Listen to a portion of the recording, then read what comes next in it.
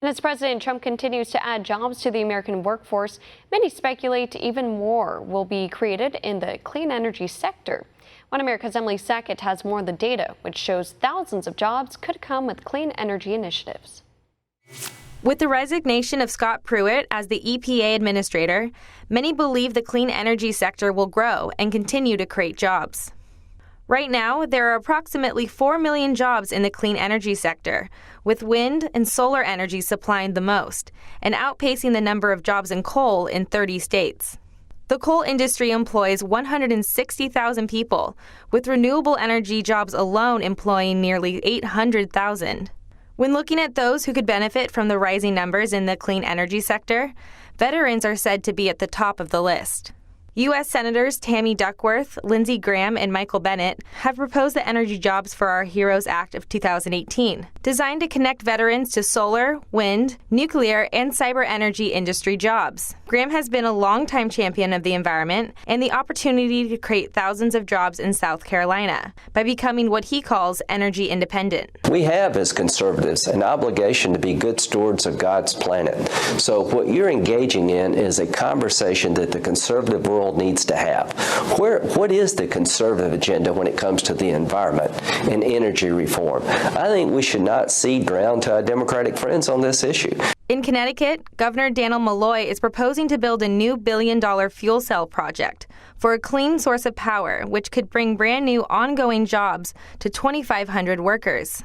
According to a recent study, clean energy jobs are growing 6% a year in the Midwest.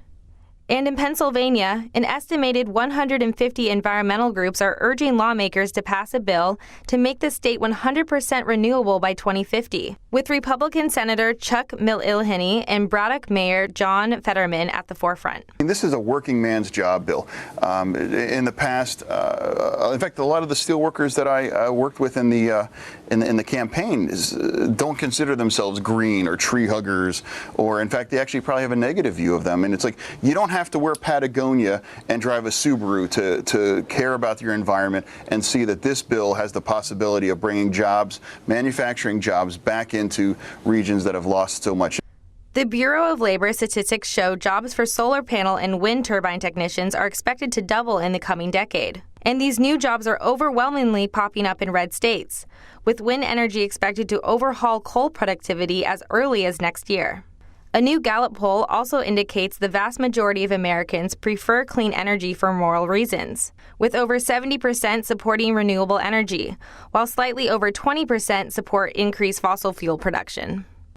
The same poll also shows Republican politicians who support renewable energy has increased to 51%. Now, with Scott Pruitt out and a new director coming in, many are questioning whether President Trump will appoint a new head who will promote clean energy over fossil fuels. While the transition to clean energy may take several years, many say the advantage in environmental protection and economic growth will bring the U.S. back to first place in energy reform on the global level. Emily Sackett, One America News. Want to see more videos like this? Click on the link below and subscribe to One America News on YouTube, and call your cable provider and kindly demand that One America News is added to your lineup. Call and subscribe today.